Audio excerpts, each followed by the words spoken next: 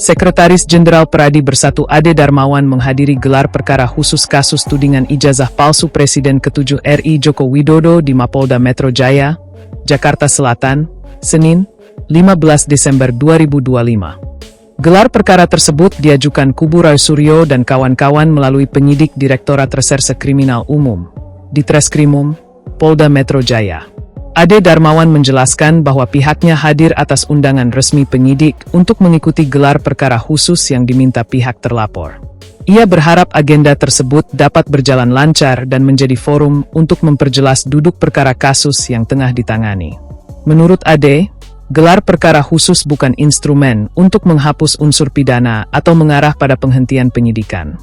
Ia menegaskan, proses tersebut justru bertujuan menempatkan perkara secara terang, mulai dari kronologi pelaporan hingga pembuktian yang dimiliki penyidik. Namun demikian, Ade tidak menampik adanya penilaian bahwa pengajuan gelar perkara khusus berpotensi menjadi upaya buying time. Meski begitu, ia menyatakan keyakinannya bahwa apabila perkara dipaparkan secara terbuka, justru akan semakin memperjelas posisi hukum masing-masing pihak. Ia menekankan bahwa gelar perkara tidak serta-merta menghilangkan tindak pidana ataupun berujung pada penerbitan surat perintah penghentian penyidikan, SP3. Gelar perkara, kata dia, hanya mendudukkan bukti dan peristiwa pidana secara objektif. Dalam forum tersebut, Peradi Bersatu tidak membawa bukti fisik baru. Ade menyebut pihaknya hanya mempresentasikan materi gelar perkara berupa rangkaian peristiwa, waktu kejadian, waktu munculnya alat bukti, serta pengembangan penyidikan yang telah dilakukan aparat.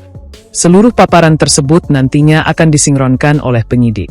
Ade juga mengungkapkan bahwa pasal-pasal yang diterapkan penyidik akan dipaparkan secara menyeluruh, baik kepada unsur internal maupun eksternal kepolisian. Ia menyebut keterlibatan pihak eksternal seperti Kompolnas dan Ombudsman dalam gelar perkara tersebut. Lebih lanjut, Ade berharap gelar perkara ini justru memperkuat laporan-laporan yang telah diajukan, baik oleh Joko Widodo maupun para pelapor lainnya dari Peradi Bersatu. Sementara itu, Kabid Humas Polda Metro Jaya Kombes Budi Hermanto membenarkan adanya gelar perkara khusus atas permintaan Roy Suryo dan kawan-kawan. Ia menjelaskan bahwa agenda tersebut melibatkan unsur internal kepolisian, seperti Irwasum, Propam, dan Bidkum, serta unsur eksternal, di antaranya Kompolnas dan Ombudsman.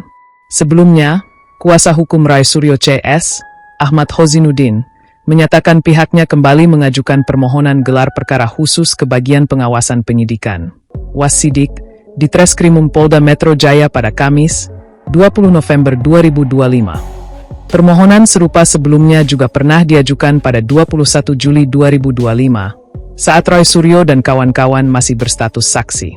Hozinuddin menyinggung perbedaan penanganan perkara di Bareskrim Polri dan Polda Metro Jaya. Menurutnya, di Bareskrim sempat dilakukan gelar perkara pada tahap penyelidikan, sementara di Polda Metro Jaya kasus langsung dinaikkan ke tahap penyidikan tanpa gelar perkara khusus. Ia mendorong agar mekanisme tersebut dilakukan sebagai bagian dari semangat pembenahan institusi Polri.